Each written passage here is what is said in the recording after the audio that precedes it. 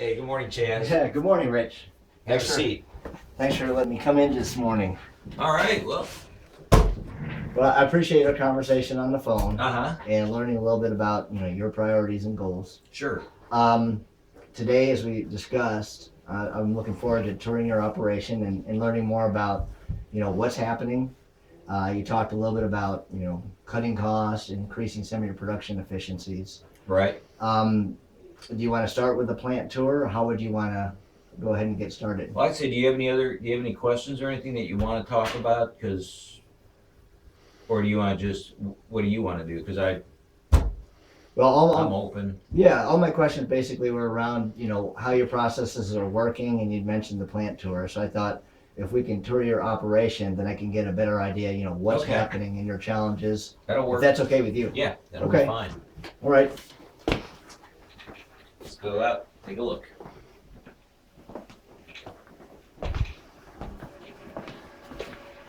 Kind of hold up there. A little bit.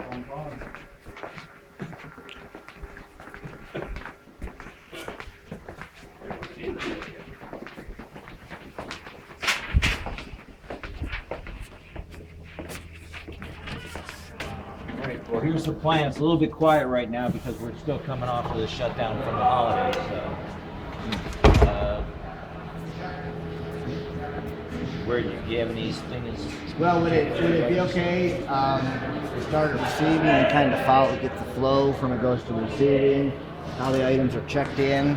Sure. How you take them from there to inventory, then inventory to production, to the finished product. Would that be okay? That'd be fine. Okay. Here's our receiving area here. Product comes in. Right now we're receiving everything in on our per purchase order. Okay. We're ordering everything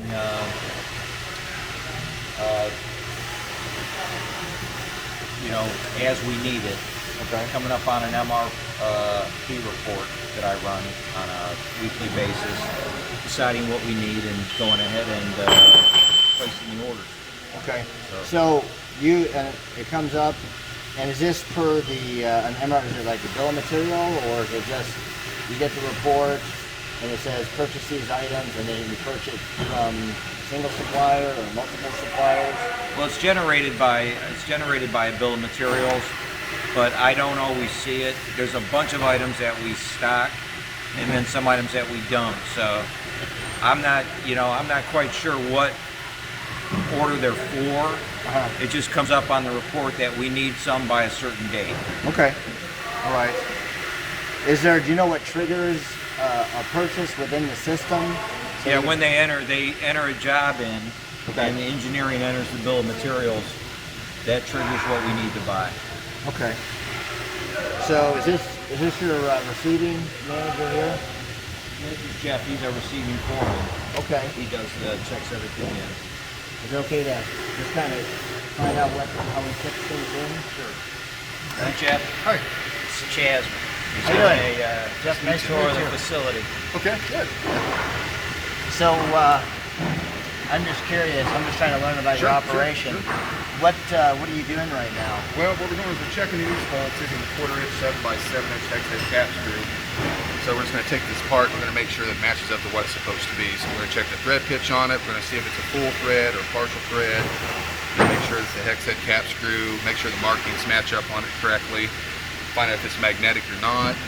And kind of go through there. And we've got a checklist here, an inspection checklist that goes through all of that. Finds out what country that it originates from, all the way down to the thread pitch and diameters and the whole works. So. What is it? I'm just curious. When the shipment comes in, what are the types of things that slow you down?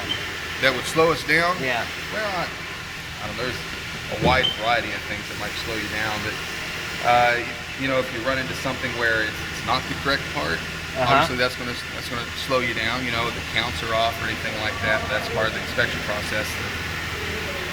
That can possibly slow you down. Or if you run into something where you're checking like the thread pitch on something, and if it doesn't thread on right, you know that you've got an issue there. That's going to slow you down. You have to go back to the salesperson, or you have to go back and find out exactly what had happened. Okay. So you do this with each shipment that comes in? Every single part. Wow. And how about your paperwork that comes in? I know I talked to some manufacturers that, you know, their tracking lists are an issue. I'm sure that with you, that's something. No, I mean, the packing lists come in, they're set right in here, so we know exactly where everything is, and we'll just go through it one by one and put it through the system, make our put away reports up, and just everything stays here. Okay. So Are the packing lists pretty clear, pretty understandable? Yeah. I mean, they're real easy. It's going to tell you exactly. I mean, as they come in off the truck, that's when we're going to bring them over here and make them up right away. There's some that we may have to do some work on, and what I mean by that is, like this one here is one that this goes to another order.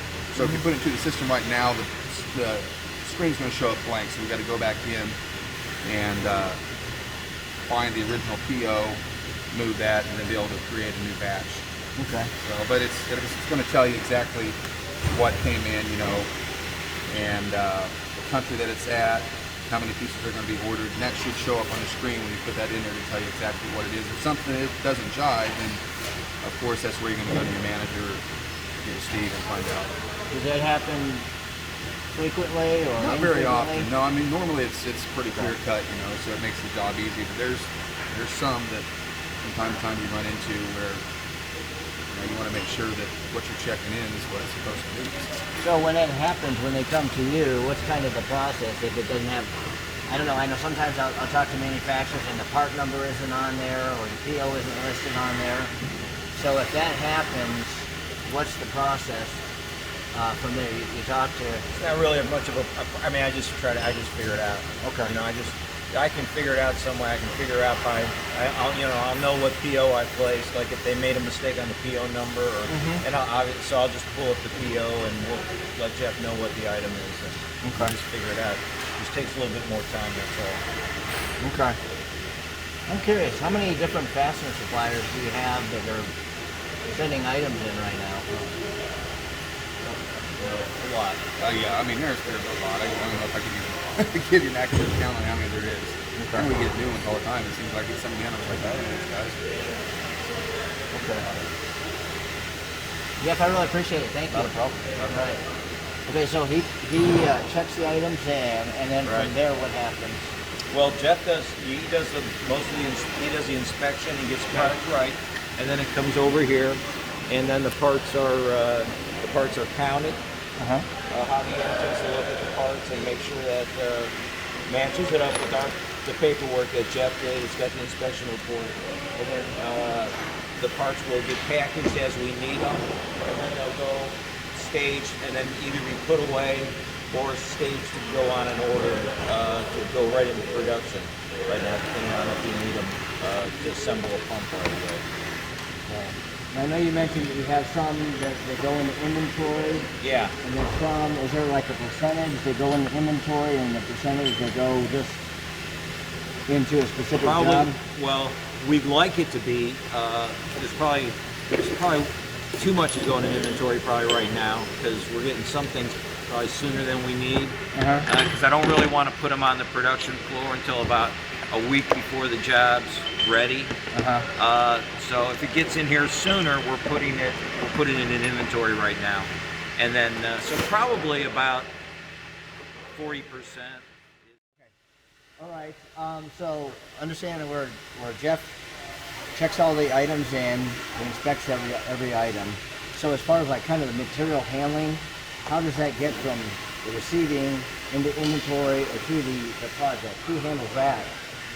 Like I said, Javier will handle it mostly. Okay. And what he's doing is he's marking, he'll just go ahead and take the product here, and most of the parts have a bin location. If they don't, then we'll just create a bin location for them, and then we'll put them on the shelf. Here's a project that we're working on, and we're in the process of trying to put a project together to get some of our standard parts more accessible, and we just haven't had time to get to that. So I know I've been on Laurent's case to get this done, but he's just been running behind right now because we've been pretty busy with our production schedule. So you want the standard parts is it closer to the production area? What's happening right now? Well, right now they're here at Essential Stores, Okay. and when they need it for the when the job comes up, we have order pickers that will come, and we'll try to get everything pulled and in a location probably about at least a week before we're going to start putting the pump together, just to make sure that we've got everything that we need. Okay. So And that way, that gives us at least some time to expedite stuff if we get everything put together and realize, hey, we're missing something, or we got something in wrong, something got missed. okay. And does that happen on a regular basis, or? Well, it happens. Yeah, I mean, I don't know, not every day, but it does happen. I guess that's why we have to do it that way. Okay. So, So from Jeff to Javier, and then your order pickers. Yeah. Is that how many order material handler? How many do you have that are Two. working? Two. Two, Okay. yeah. Okay. So they receive. Is that they work 40 hours each week, and that's kind of what they do? we try to keep them. Yeah, we try to Okay. keep them at 40. Okay. Okay. So they'll get, I don't know, a layout for the day, what they need to do. How does that work? They know exactly what to get and where to take it during the course of the day. They have the job, and that the job that they're working, Uh-huh. they have a bill of materials for that. Okay. So they'll have a whole list of all the items that they need for that job. Say they need 100 of this part, 50 of this part, Okay. 25 of that part. So they'll have a list. So when they come out to do that, do they have a scale and they weigh them, or do they just hand count them? Most of the time we can hand count them. Okay. Or their box, they can tell, like, it's a 100-piece box, we need 96, they'll take 4 out. Okay. Most of the time we don't need to. We have a couple of scales around here if necessary, but I think most of the time they don't have to do that. They just count them out kind of by hand. Okay. Okay. So they'll come over here or to the other areas. You're getting this area set up, and then what happens from there? Do they take it to the? Then it goes to the cell to be assembled. Okay. And where's that located? It's over here. Okay.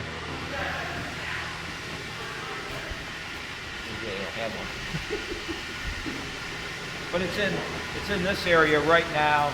You can see it's a little bit of a mess right now. We've got a bunch of parts that we're pulling to get it put together. So, Okay. but that's one of the cells right That's there. one of the cells. Yeah. Okay.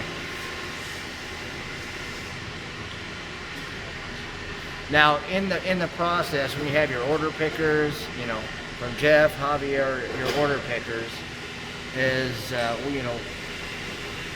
how frequently or what are some of the challenges they come to that may slow down production or even stop production?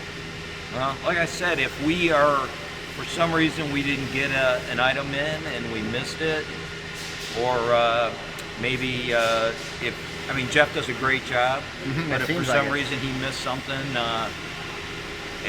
in inspection or whatever, maybe Jeff was out one day or we were rushing or something, but usually it's if we don't have it, or maybe sometimes engineering forgot to put an item on the bill of materials.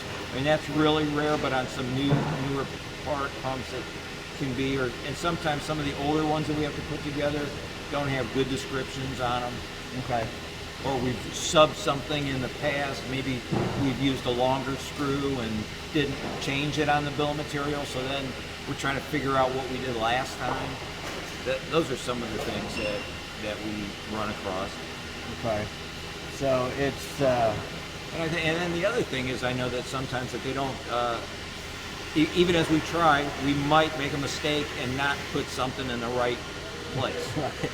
Or in the place that we think it's at. Right. And so then that's a real hassle, which is the other reason why I'm trying to get that organized. right. So we have set locations for the parts that we keep in inventory. Okay. Because, when we need them, sometimes it's hard to find, and then we're in trouble. Have you ever done a kind of a time study just to find the kind of the workflow and the timing from receiving to inventory to the sell, kind of the timing on that? That's one of the things it's been a big focus in our, we've just started, it's coming down from corporate. They want us to, we're starting to do these Kaizen meetings, and that's really focused on the Six Sigma. And so we're in the process now of putting some of these in place, and we're just starting to look at our processes. In fact, I was just talking with our QA manager. We're going to want to get, we're going to really want to go through like Jeff, the process that Jeff does. We want to get all that on video, document all those, and make sure all the steps that we're doing are right. Unfortunately, right now I don't have good times on how much time like Francisco or Herman are spending pulling these parts out. That's something we want to try to get a handle on. But I know the other, you made me think of it when I was talking. The other problem that I know that we have is there's times that we'll have something in inventory and another job, like I said, customers sometimes move jobs up. So sometimes they'll take that and use it on a job that it wasn't supposed to. Then when we go to pull it for the job that we needed, it's not there. So that's another challenge that we've run into, or they'll sub something for another part and then never tell anybody that they did it until all of a sudden we need it. So Is that something that happens on a regular basis? Or? no, if it did, I'd probably I'd be all gray right now. But it happens enough, and when it does happen, it's a real freaking pain in the butt. I'll tell you that. Sounds like it. So that's something you want to eliminate. Yeah. Sounds yeah, like. Yeah, if we can. Okay. So I'm curious then, with all the people here in interacting and communicating with one another, is pretty well, everyone work pretty well with one anher? Is there, as far as, handoff from Javier to... Yeah, I mean, we've got, that hasn't been a problem at all. I mean, our guys are good, and the system seems to work as long as we have, I mean, from what I've, in being here and working with everybody here, as long as we have here, we better watch out here. As long as we have the right parts, and it seems like goes pretty smoothly. The other big challenge that we have are castings that we're bringing in from overseas, and the lead times on those, and making sure that those are here, and some of the other parts that we get. But do you do some? You mentioned the castings. Now, as far as with the parts that bring in, do you do assemblies here as well? as far as do they come? I'm just wondering if you have certain parts that come in per bill of materials. Do you do the assembly here, or do they come in from? No, we assemble everything here. You assemble everything here. Yeah. Okay. So after the sale, after it's completed, and then does it get ready to ship out to your? What's the process that happens after? Yeah, once they package and put the whole thing together, and then it goes through and it's tested. Okay. It goes into a testing process. Once it's tested, it gets then it goes into shipping, and they package it up and get it ready for shipment. Okay. Sometimes the customer has to come in and witness the inspection. Sometimes the other thing I forgot to mention they need test reports. Sometimes for specific customers, they got to have specific material. We've had some customers that have, country of origin's been a big deal. So even though we sell a lot of pumps, we ship a lot of pumps to China. We have other customers that that you can't supply with parts that are made in China. Right, everywhere but China. Right. I've seen some of those, yeah. So that's important as far as the country of origin. Now, do you need that in all parts, or is it just per job? No, it's just on per job. So what we're doing right now is we're ordering those special. Okay. So when we get a special requirement like that, just to play it safe, we'll just place a special order for those parts, even if we have them in inventory. Okay. All right. So as far as everything you showed me today, you talked about your QA manager. I have a few ideas and some different things to, talk over with some of the people in our office. Okay. And would it be possible to sit down with my team, review my notes, and talk about maybe some of the ideas we might have for you to reduce costs and increase production efficiencies, and possibly meet with a team of people that would be in the decision process, looking to help you with, reaching your goals. Yeah, that sounds good. Okay.